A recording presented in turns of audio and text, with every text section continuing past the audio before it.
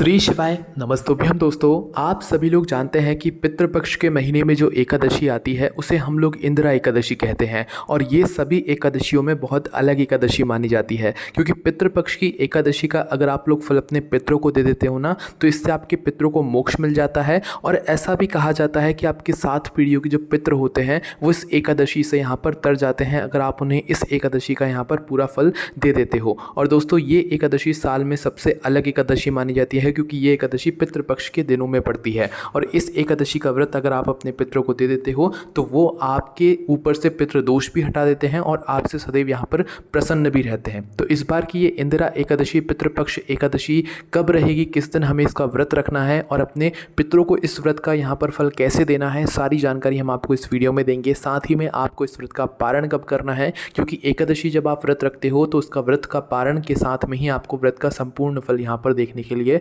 मिलता है। आइए जानते हैं कि इस बार पितृपक्ष की एकादशी या जो पितृपक्ष के महीने में इंदिरा एकादशी पड़ती है ये कब है, इसकी तिथि कब से शुरू हो रही है और कब समाप्त होगी। तो देखिए, इस एकादशी की तिथि शुरू होगी दोस्तों 17 सितंबर बुधवार के दिन रात को 12:21 से। अगर देखा जाए तो ये जो समय रहेगा ये 16 सितंबर का देर रात का समय रहेगा 12:21 का। पर 12 बजे के बाद क्या है, डेट चेंज हो जाती है, इस वजह से हम आपको 17 सितंबर बुधवार के दिन रात को 12:21 का ये समय बता रहे हैं। तो इस समय से हमारी जो इंदिरा एकादशी की तिथि है ये शुरू हो जाएगी, ठीक है। और इसके बाद में इसकी जो समाप्ति है ये होगी 17 सितंबर बुधवार के दिन रात को 11:39 से। इसका मतलब है कि इस बार जो एकादशी की तिथि शुरू हो रही है वो 17 सितंबर के दिन ही हो रही है और 17 सितंबर के दिन ही बुधवार रात को 11:39 पर ही यहाँ पर समाप्त हो रही है। इस वजह से इस बार सभी वर्ण के लोगों को सिर्फ और सिर्फ एक ही दिन का मतलब इंदिरा एकादशी का व्रत रखना है या पितृपक्ष की एकादशी का व्रत रखना है, और वो दिन रहेगा 17 सितंबर बुधवार का दिन, ठीक है। इस बार 17 सितंबर के दिन ही सिर्फ एक दिन यहाँ पर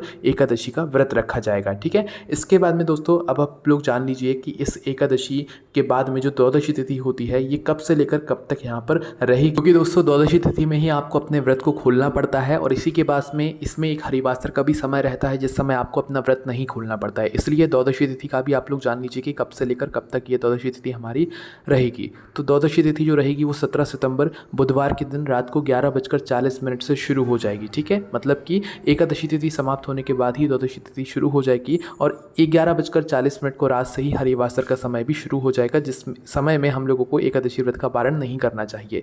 इसके बाद में ये द्वादशी तिथि जो है ये हमारी 18 सितंबर गुरुवार के दिन रात को 11:24 पर रहेगी, ठीक है। और जो हमारा हरिवासर का समय रहेगा वो 18 सितंबर गुरुवार के दिन सुबह 5 बजे यहाँ पर समाप्त हो जाएगा, ठीक है। तो ये हरिवासर के समय में आपको व्रत नहीं खोलना है। तो व्रत कब खोलना है, व्रत खोलने का शुभ मुहूर्त भी जान लीजिए, मतलब पारण का समय भी जान लीजिए। तो देखिए, व्रत खोलने का शुभ मुहूर्त है इस इंदिरा एकादशी का वो है 18 सितंबर गुरुवार के दिन सुबह 6:18 से लेकर सुबह 8:30 के बीच में आप लोग अपने व्रत का पारण कर सकते हैं। किसी कारणवश अगर आप सुबह के समय अपने व्रत को ना खोल पाएँ तो आपके पास एक दूसरा मुहूर्त भी रहेगा जो कि दोपहर को 1:30 बजे से लेकर 3 बजे के बीच का रहेगा। इस बीच में भी अगर आप अपने व्रत को खोलेंगे तो आप अपने व्रत का संपूर्ण फल यहाँ पर प्राप्त कर सकेंगे, ठीक है। इसके बाद में आप लोग अपने पितरों को इस एकादशी का फल कैसे दे सकते हैं, देखिए सबसे पहले आप लोगों को जो है यहाँ पर इस दिन सुबह जल्दी उठना है। सुबह जल्दी उठने के बाद स्नान वगैरह करना है। स्नान वगैरह करने के बाद जब आप अपने भगवानों को स्नान वगैरह कराएंगे और व्रत का जब संकल्प लेंगे तो व्रत के संकल्प के समय ही आपको बोलना है कि इस एकादशी का पूर्ण फल हमारे पितरों को चला जाए, ठीक है। ऐसी आपको प्रार्थना करनी है संकल्प लेते समय। उसके बाद अपने आप ही आपके इस एकादशी का व्रत का जो फल है वो अपने आप ही आपके पितरों को चला जाएगा। इसके बाद में इस पितृपक्ष की एकादशी का व्रत रखने वाले लोगों को कुछ नियमों का ध्यान रखना चाहिए, जैसे कि दशमी तिथि के नियमों का पालन करना चाहिए जो कि एक दिन पहले पड़ती है एकादशी से। तो उस दिन आप लोगों को एक समय भोजन करना है। इस दिन तुलसी पत्र तोड़कर रख लेना है, क्योंकि एकादशी और द्वादशी तिथि के दिन तुलसी पत्र नहीं तोड़े जाते हैं। तो ये कार्य आपको दशमी तिथि के दिन कर लेना है और शाम होने से पहले पहले आपको इस दिन भोजन कर लेना चाहिए। एकादशी के दिन पूरे दिन आपको व्रत रखना चाहिए। और इंदिरा एकादशी यानी कि पितृपक्ष की एकादशी व्रत में यहाँ पर शालिग्राम जी की भी इस दिन विशेष पूजन अर्चना की जाती है। साथ ही में भगवान विष्णु जी, माता लक्ष्मी जी की भी पूजन की जाती है। इंदिरा एकादशी का अगर आप लोग व्रत रख रहे हैं तो इस दिन आप लोग कथा जरूर सुनिएगा। इस पितृपक्ष की एकादशी या इंदिरा एकादशी की कथा सुनने से आपको आपके व्रत का संपूर्ण फल यहाँ पर मिल जाएगा। इसके बाद में अगले दिन सुबह आप लोगों को शुभ मुहूर्त में अपने व्रत का पारण कर लेना है। सुबह ना कर पाए तो दोपहर का जो शुभ मुहूर्त है उस बीच में भी आप लोग अपने व्रत का यहाँ पर पारण कर सकते हैं। तो ये है पूरी पितृपक्ष की एकादशी जुड़ी हुई जानकारी, इंदिरा एकादशी जुड़ी हुई जानकारी। इसके अलावा अगर आपके मन में कोई भी और प्रश्न है इस एकादशी जुड़ा हो तो उसे हमसे कमेंट करके पूछ सकते हैं। ये सारी जानकारी आपको हमारी वेबसाइट भोलेनाथ.com पर पढ़ने के लिए मिल जाएगी। ओम नमः शिवाय, जय भोलेबाबा, श्री शिवाय, नमस्तुभ्यम।